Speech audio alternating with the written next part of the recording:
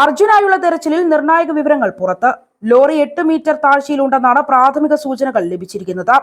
അല്പസമയത്തിനകം ഔദ്യോഗിക സ്ഥിരീകരണമുണ്ടാകും. അത്യാധുനിക റഡാർ ഉപയോഗിച്ചുള്ള പരിശോധനയിലാണ് മണ്ണിനടിയിൽ ലോഹവസ്തുവുണ്ട് എന്ന് വ്യക്തമാക്കുന്ന സിഗ്നൽ ലഭിച്ചിരിക്കുന്നത്. 2 റഡാറുകൾ ഒരേ സമയം പ്രവർത്തിപ്പിച്ചാണ് പരിശോധന. തെരച്ചിൽ നിർണായക സിഗ്നൽ ലഭിച്ചെന്ന് സൈന്യം വ്യക്തമാക്കി. വിശ്വസനീയമായ സിഗ്നലാണ് ലഭിച്ചിരിക്കുന്നത്.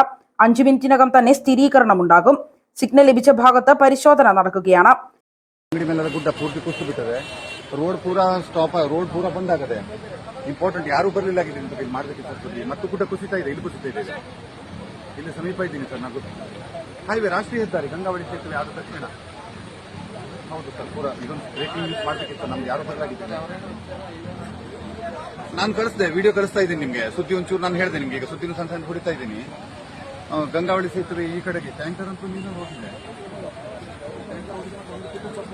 ಅಂಗಡಿ ಒಳಗೆ ಒಂದು ಲಕ್ಷ್ಮಣ್ ಅಂಗಡಿ ಅಂತ ಒಂದಿತ್ತು. ಅಂಗಡಿಯವರು ಪೂರ್ತಿ ಎಷ್ಟು ಜನರು ಜೀವಂತ ಸಮಾಧಿಯಾಗಿತ್ತು.